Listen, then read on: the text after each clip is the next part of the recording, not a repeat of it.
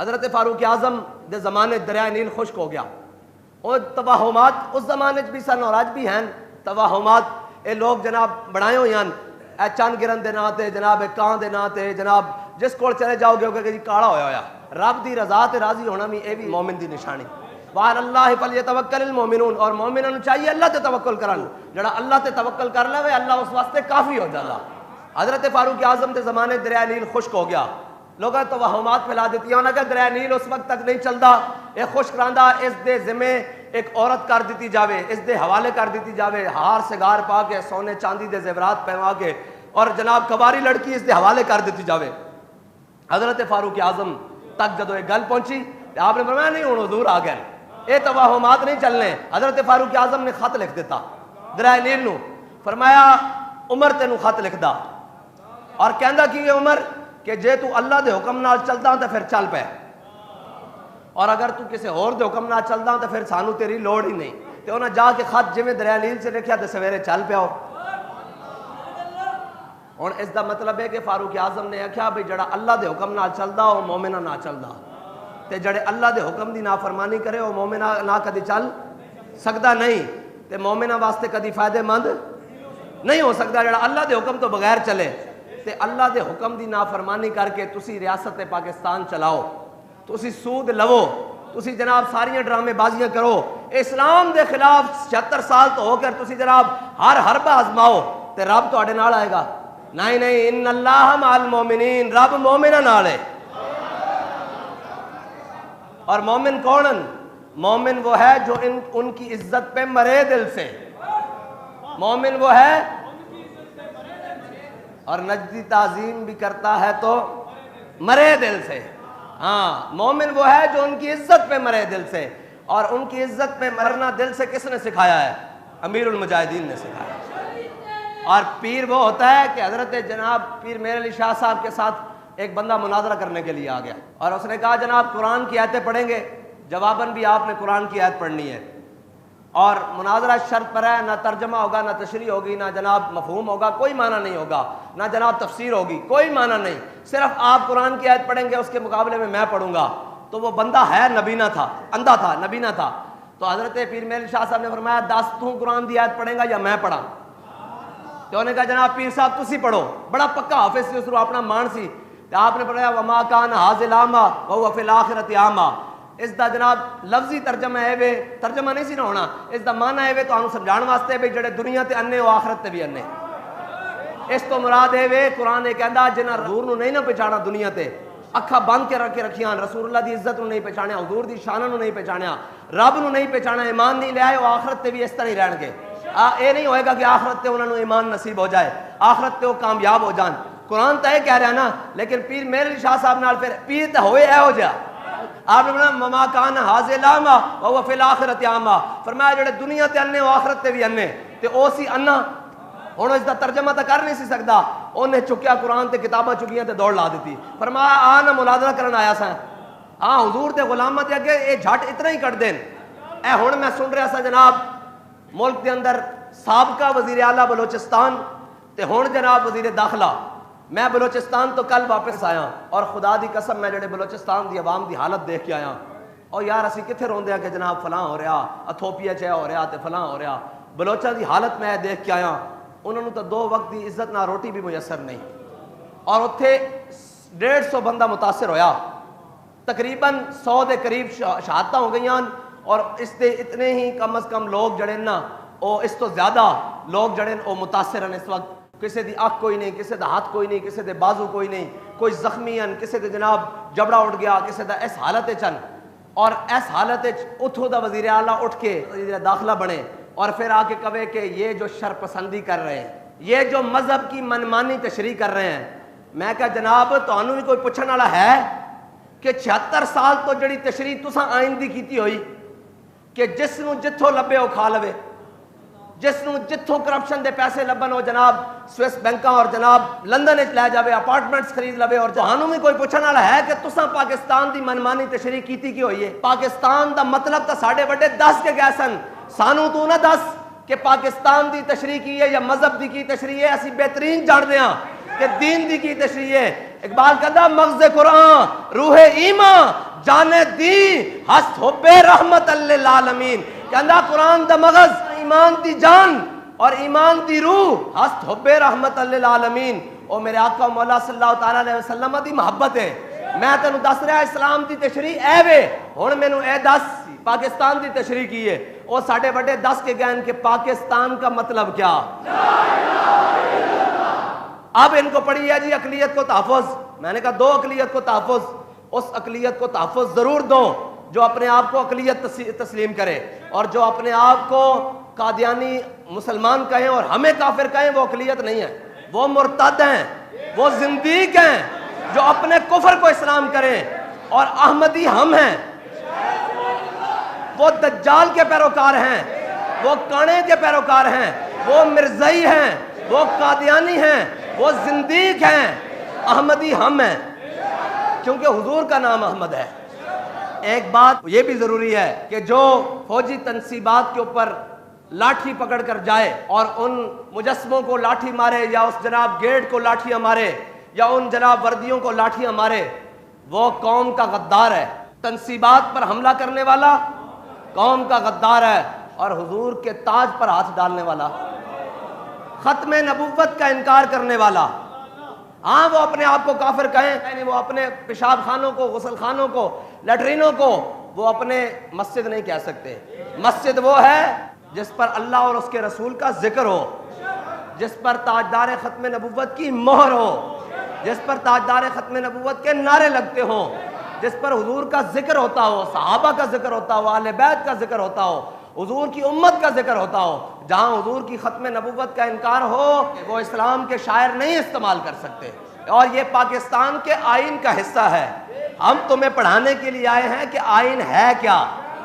76 سال سے اپنی من مرضی کا آئین کی تشریح کرنے والوں ابھی تو ہم نے آپ کو 3 شقوں کا بتایا ہے ابھی تو پورا آئین پڑھا ہے تقریباً کافی سارے صفحات پڑھے ہیں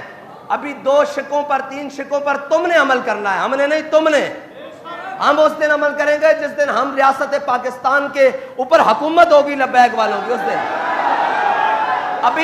ابھی ان شقوں پر عمل تم نے کرنا ہے اور میں بلوچستان گیا ہوں وہاں میلاد النبی کے جلوس پر سر عام بم دھماکہ ہوا ہے اور ان لوگوں کا پرسان حال بھی کوئی نہیں اوے تو یہاں پر منہ اٹھا کے کہہ رہا ہے مزید داخلہ ہوں پہلے اپنے صوبے کا حال تو دیکھ لے یہ نہیں بات کہ ان کو روٹی میسر نہیں کوئی بات نہیں ان کو روٹی میسر نہیں تھی وہ پھر بھی لبیک یا رسول اللہ کا نعرہ لگانے کے لیے چوک میں آگے کھڑے ہو گئے اصل درد ان کو یہ ہے کہ ان کے پاس کپڑے پورے نہیں ہیں تن پر کپڑے پورے نہیں ہیں غربت گھر میں رقص کر رہی ہے لیکن اس کی ان کو پرواہ نہیں وہ جانتے ہیں کہ یہ فاقہ کش جو موت سے ڈرتا نہیں ذرا روح محمد اس کے بدن سے نکال دو کہتے ہیں جی یہ شر پسند ہے میں نے کہا شر پسند وہ ہے جس نے قوم کی بیٹی عافیہ صدیقی کو بیچا ہے شر پسند وہ ہے جس نے احمل کانسی کو بیچا ہے شر پسند وہ ہے جس نے ممتاز قادری کو پھانسی لگایا ہے شر پسند وہ ہے جس نے پوری قوم کو بیکاری بنا کر IMF کے دروازے پر کھڑا کر دیا ہے شر پسند وہ سارے ہیں جنہوں نے غریبوں کے گھروں میں وہ بل بھیجے ہیں کہ وہ خودکشیاں کرنے پر مجبور ہو گئے ہیں شر پسند وہ ہیں جنہوں نے قوم کی بیٹیوں کو اور قوم کے بچوں کو لائنوں میں لگوا کر آٹا دینے کے لیے ان کی جانوں سے کھیلا ہے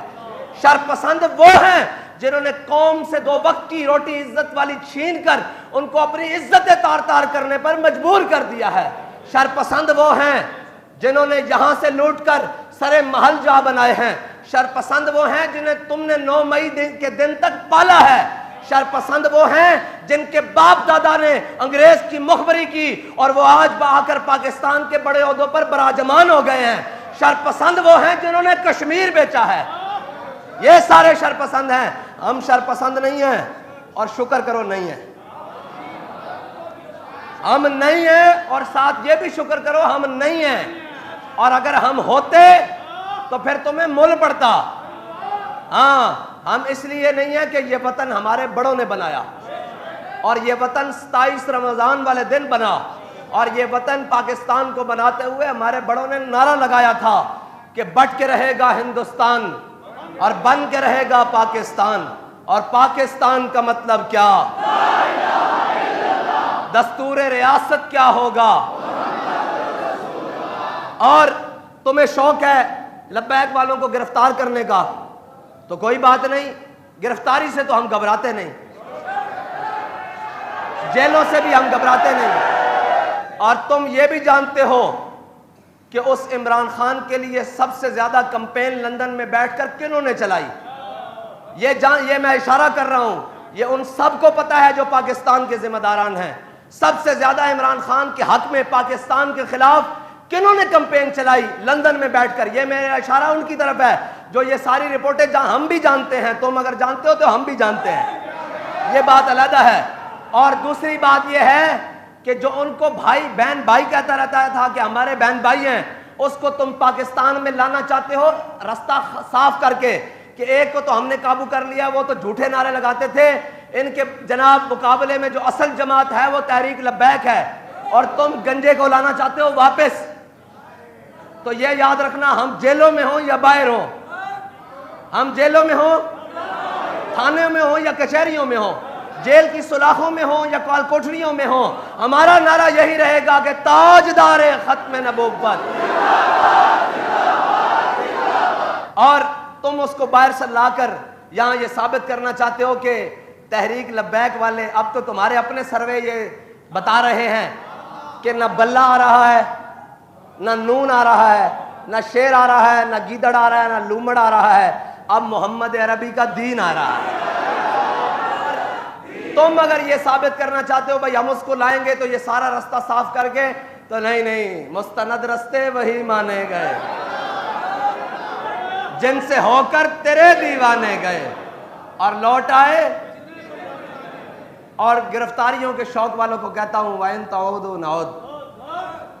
قرآن کہتا ہے جے تسی آؤ گے تو پھر دین بھی اپنی پاور رکھدا۔ اس واسطے پاکستان چلاؤ، اچھے کام کر رہے ہو مزید کرو، مزید کر رہے ہو، انہاں چوراں نو پکڑو، انہاں جناب بدیانتاں نو پکڑو، انہاں جناب خائناں نو پکڑو، انہاں جناب ملک نو لٹیا انہاں نو پکڑو، اور اگر ساڈی صفوں وچ کوئی شامل ہے تو اسی خود پکڑ کے دین نو تیار ہاں۔ یہ تو گل ہی کوئی نہیں، ہاں احتساب ہوگا تو سب کا ہوگا۔ اسی تو پہلے میں نے کہا سی فلاں دا احتساب، میں کہا نہیں، احتساب کرنا تو پھر ایوب تو شروع ہو، اتھوں شروع ہو نا، تو میں کہا تھلے آندے تک انشاءاللہ ایک اور پاکستان دے پیسے کٹھے ہو جان گے، کشمیر آزاد کرن دے پیسے کٹھے ہو جان گے، جناب بنگلہ دیش تے مزید انہوں نے بھائی بنان واسطے پیسے کٹھے ہو جان گے۔ تسی جڑیاں پالیسیاں ملک دی خاطر اسلام دی خاطر بناؤ، اسی نالاں، لیکن حضور دی ختم نبوت نو پیچھے رکھ کے نہیں، ناموس رسالت دے مسئلے نو پیچھے رکھ کے، دین نو پیچھے رکھ کے نہیں۔ اس پاکستان دی اساس دین مصطفیٰ ہے، اور اگر تسی دین نو کٹ کے چلو گے تو پھر تہاڈی بھی ذلت ہے، اور اس دے رہن والے باسیوں تے بھی اللہ ذلت مسلط کر دے گا۔ اور اگر تسی دین نو اگے رکھ کے مقدم رکھ کے جڑا بھی فیصلہ کرو گے پھر انشاءاللہ پاکستان اندر باہر آئے گی۔ یہ تو گل طے ہے نا کہ اپنے بھی مان رہے ہیں بیگانے بھی مان رہے ہیں کہ حضور دا دین آ رہا۔ اس واسطے میں اپنے نوجوانوں نو کہنا، ساری قوم نو کہنا، لبیک والے نو کہنا، دائیں بائیں دھیان نہ کرو، ذرا کم اور تیز کر دیو، حضور دے دین دا کم تیز کر دیو، اور انشاءاللہ جدو دین آئے گا تو پھر سارے مسئلے حل ہو جان گے۔ ہاں نویں مسئلے اجلن دی ضرورت نہیں ہے، حضور دے دین وال کرو۔ اجے حضور دا دین آیا نہیں تے گل کتے تک پہنچی، جدو حضور دا دین آ جائے گا پھر انشاءاللہ کوئی بھوکا نہیں سوئے گا۔ ہاں پھر یہ روندن جناب خوشحالی کیسے آئے گی؟ میں نے کہا وہ امام الانبیاء کے نام کے ساتھ آئے گی، اور آج بھی صدیوں بعد بھی کوئی حضور کا نام لیوا ہوگا تو اس کے اوپر برکتیں نازل ہوں گی۔ آؤ سب حضور کے دین کی طرف لوٹ آؤ، اور قوم کو یہ نہ بتاؤ شرپسند کون ہے، قوم بڑے اچھے طریقے سے جانتی ہے شرپسند کون ہے، لٹیرے کون ہیں، غاصب کون ہیں، خائن کون ہیں، ڈاکو کون ہیں، چور کون ہیں، اور اپنے قبیلوں سے جوتیاں کھا کر ہمارے اوپر مسلط ہونے والے کون ہیں، قوم بڑے اچھے طریقے سے جاتی ہے۔ بلوچستان میں نے ان سے پوچھا، میں نے کہا یہ جس کو وزیر داخلہ لگایا ہے یہ تمہاری قوم کا ایک بگٹی تھا، میں نے اس سے پوچھا، میں نے کہا تم تو بڑی غیرت مند قوم ہو، یہ تمہاری قوم کا سربراہ ہے؟ اس نے کہا حضرت جی یہ اگر ہمارے پاس ہونا تو ہم اس کو مسجد کی ٹوٹیاں صاف کرنے کے لیے بھی نہ رکھیں۔ جن کی حیثیت یہ ہے وہ آ کر ہمیں کہیں شرپسند کون ہے، تمہارے قبیلے سارے کو میں اٹھا کر لے آؤں گا اور وہ بتائے گا کہ شرپسند کون کون ہے، کس کس نے کس کا سودا کیا ہے۔ اللہ تعالیٰ مجھے اور آپ کو حضور کی محبت عطا فرمائے۔ تاجدار ختم نبوت